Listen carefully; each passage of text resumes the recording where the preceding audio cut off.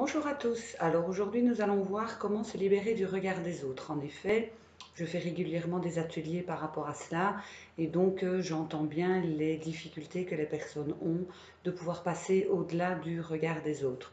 Donc je voulais vraiment voir avec vous, vous donner quelques clés, quelques petites choses qui vous permettront en fait de pouvoir enfin prendre vos propres choix, de vivre enfin la vie que vous avez envie de vivre et de ne plus vous inquiéter forcément du regard des autres. Alors, les personnes qui ont peur de ce regard des autres, on les appelle des personnes blémophobes. En effet, il y a vraiment des personnes qui sont paralysées par rapport à ce regard des autres, qui ne supportent vraiment pas, qui ont peur de penser, de sortir de la norme. Elles pensent qu'elles vont sortir de la norme alors que être soi-même est bien mieux. Comment faire donc pour être soi-même et ne plus avoir peur du regard des autres?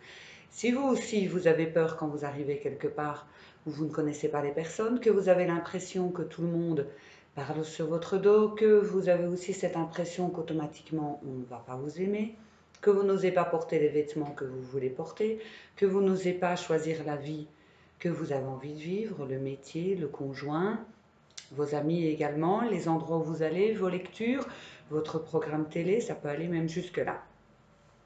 Donc une des premières choses à savoir par rapport à cela, donc ce sont donc des personnes qui ont peur du regard des autres parce qu'elles n'ont pas confiance en elles. En effet, quand on a confiance en soi, il est d'autant plus facile de faire ses propres choix parce qu'on sait exactement ce qui est bon pour nous. Donc ça, c'est aussi une chose à savoir, savoir exactement ce qui est bon pour vous, ce que vous voulez dans votre vie et, entre guillemets, au diable ce que pensent les autres. Donc la première chose, c'est vraiment d'avoir confiance en vous. La deuxième chose, c'est d'arrêter de vouloir plaire à tout le monde. C'est-à-dire, par exemple, vous êtes entouré de 3 personnes, vous savez que vous allez aller à une soirée, il y a 3 personnes. Une personne n'aime pas les jupes, une personne n'aime pas les pantalons, et une personne vous préfère en robe. Quelle tenue allez-vous mettre? Parce que là, forcément, il y a automatiquement une des personnes que vous n'allez pas plaire. Donc, je vais dire, mettez ce que vous avez envie de mettre. Combien de personnes vont dans les magasins, voient quelque chose de superbe et se disent non, ce n'est pas pour moi, on va me regarder. Me regarder égale jugement. Également, ne faites pas attention à la mode non plus. C'est pas parce qu'on a dit qu'il fallait mettre une telle couleur, qu'il fallait mettre un tel vêtement, qu'automatiquement il faut suivre. Pareil pour le programme télé, pareil pour vos lectures, et également par rapport à ce que vous pensez. Ce n'est pas parce que la majorité des personnes pensent une telle chose. Si ce sont des moutons, laissez-les être des moutons. Ce n'est pas parce que vous n'avez pas le même avis qu'automatiquement on ne va pas vous apprécier. Il faut aussi bien dissocier que quand on vous juge ou qu'on n'aime pas quelque chose chez vous, c'est juste un moment, un instantané. C'est peut-être ce que vous avez dit, c'est peut-être la tenue que vous avez choisie, c'est peut-être le ton de la voix que vous avez employé. Ça ne fait pas de vous qu'on ne vous aime pas, qu'on vous rejette. Donc en fait, les personnes blémophobes ont tout simplement aussi peur du rejet, d'être rejetées.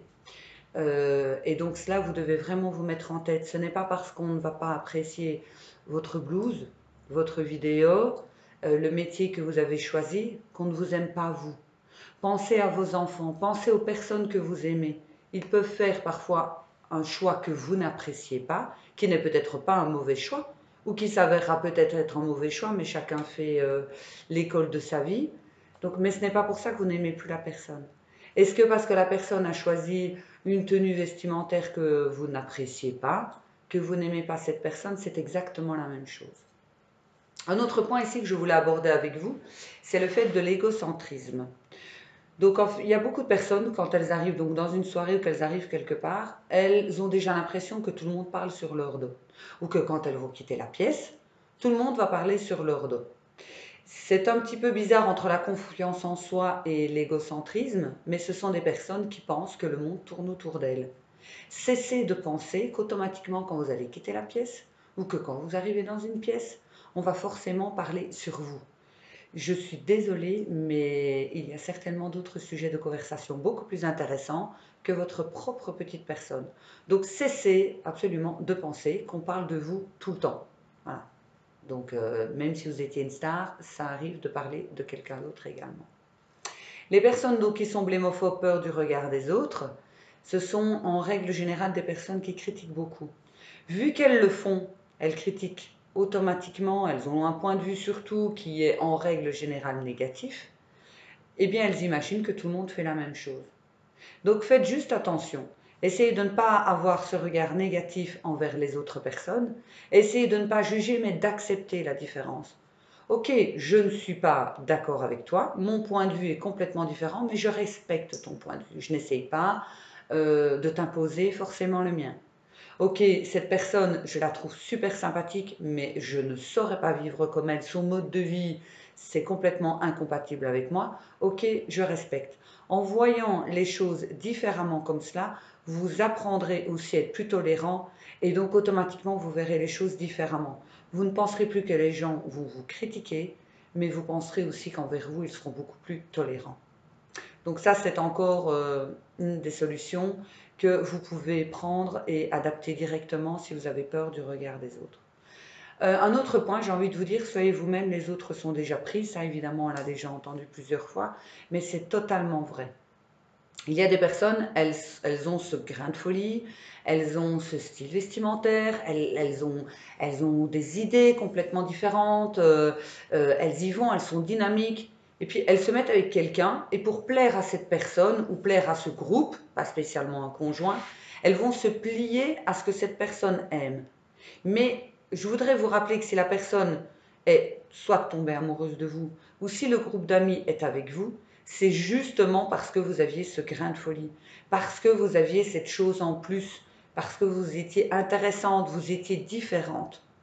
Donc si vous perdez cette différence, si vous vous moulez à ce que vous pensez qu'on attend de vous, ce qui n'est absolument pas vrai, alors à ce moment-là, les personnes vont vous trouver inintéressante et elles risquent même d'être déçues, de se dire, oh, je l'imaginais pas comme ça. C'est justement ça que j'appréciais chez elle.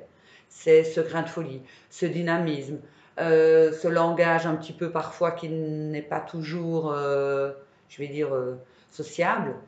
Donc voilà, restez vous-même, mettez les couleurs que vous avez envie de mettre. Si vous, vous adorez un jour où il pleut, que tout le monde dit oh, il pleut encore aujourd'hui, et vous, vous appréciez cette journée parce que voilà, vous aimez l'automne ou vous aimez l'hiver, eh bien allez-y, restez vraiment vous-même. C'est ce qui fait la richesse du monde, c'est la différence de chacun. Et en même temps, c'est vrai qu'on aime parfois pas d'être remarqué. C'est pour ça qu'on veut vraiment se mouler à ce que tout le monde veut. Mais il y a un moment donné où ça ne correspondra plus à ce que vous êtes réellement. Donc, soyez et faites ce que vous avez envie de faire. C'est super, super, super important. J'ai envie de vous dire également, il faut garder son enfant intérieur, mais cesser aussi d'agir comme un enfant. C'est-à-dire que l'enfant, il se soumet à ce qu'on demande de lui. Donc on est en maternelle, on nous dit dessine, mais ne dépasse pas, mets-toi dans le rang, sois comme ci, sois comme ça. Ce sont nos parents qui décident à notre place. Il est bon que tu fasses cela comme étude, il est bon que tu t'habilles comme ça, que tu manges comme ça.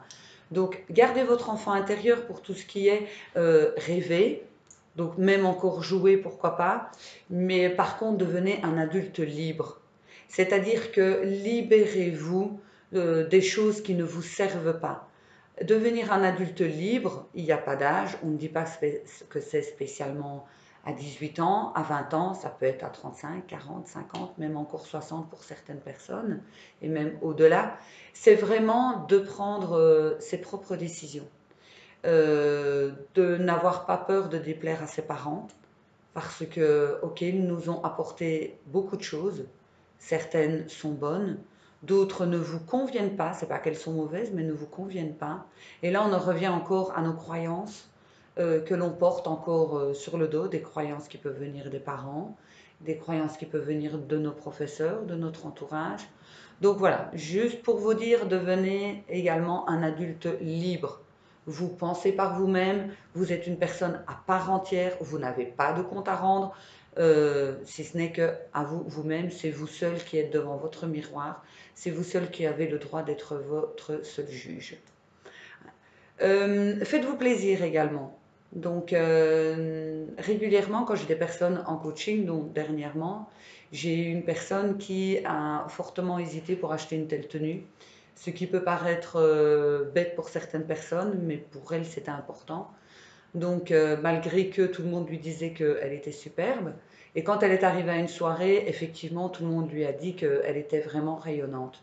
Donc, elle était vraiment contente d'avoir osé, d'avoir osé acheter cette tenue qu'avant elle n'aurait jamais osé. Et le fait d'avoir osé, elle s'est sentie bien, elle était fière d'elle et elle avait confiance en elle. Donc commencez aussi par des petits pas aussi, et vous verrez que le jugement n'est pas forcément négatif sur vous. Autre constat, quand je fais un atelier de confiance en soi, c'est toujours la petite surprise après 1 heure et demie, je demande aux participants de faire une description, positive bien sûr, de ce qu'elles pensent de la personne qui se trouve juste à côté. Il est très étonnant de voir que les personnes, après 1 heure et demie, ont vu des choses aussi positives sur la personne d'à côté qu'elles ne connaissaient pas. Souvent, ça remonte l'estime de la personne donc, qui reçoit ce compliment. Donc, à savoir que la personne ne la connaît pas. Souvent, c'est j'ai trouvé que tu avais beaucoup de confiance en toi, je t'ai trouvé très souriante, tu as vraiment un beau regard, tu es très lumineuse. Donc, c'est vraiment pour prouver, quand vous arrivez quelque part, on n'a pas automatiquement des regards malveillants sur nous. Ça peut justement être waouh, j'ai envie d'aller parler avec cette personne. Elle est souriante, elle est dynamique, elle a certainement quelque chose d'intéressant à raconter. Donc ne voyez pas toujours le mal et ne voyez pas toujours qu'on va vous juger négativement. Sauf si vous arrivez déjà avec un jugement négatif sur les gens, vous n'allez forcément pas les attirer. On attire ce que l'on est, on attire ce que l'on pense. Donc si vous restez dans votre coin, en fusillant du regard tout le monde, en pensant que le monde est négatif et est dangereux, il est fort probable que les gens vont penser la même chose de vous. Donc souriez, tenez-vous droite, n'oubliez pas que la confiance en soi est la grande différence de l'arrogance. Ce n'est pas du tout la même chose. Je peux vous l'expliquer une fois éventuellement, je ferai une petite vidéo à ce niveau-là aussi. Donc voilà, le regard des autres, ce n'est que ce que les gens pensent un instant, un instantané. Si vraiment quelqu'un ne vous apprécie pas, restez réaliste. On ne peut pas plaire à tout le monde. Moi, je reçois des critiques, je reçois des messages qui ne sont pas toujours sympathiques. C'est sûr que sur le coup, je dois avouer, je suis un être humain, ça ne me fait pas plaisir. Mais après, je me dis, ok, on n'aime pas ce moment-là, cet instantané-là. Ça ne fait pas de moi quelqu'un de mauvais. Moi, je sais qui je suis et pour moi, c'est déjà le principal. Et donc, voilà, faites attention aussi aux réseaux sociaux. Ne vous fiez pas à la moindre critique, à la moindre remarque, parce que c'est devenu tellement simple à l'heure actuelle d'être derrière son écran et de pouvoir critiquer quelqu'un alors qu'on n'est pas capable de le faire. Voilà, c'était juste la petite note que je voulais rajouter à la fin de cette vidéo. Donc, je vous invite à visiter le site internet www.nc-coaching.eu, à m'envoyer éventuellement un petit mail ou un petit message, à liker aussi la page Facebook NC Coaching Consulting, et je vous retrouve avec plaisir sur une prochaine vidéo. Je vous fais des gros bisous. Aujourd'hui, il fait super beau, donc je vous invite à profiter du soleil un maximum et je vous fais des gros bisous. Ciao, ciao!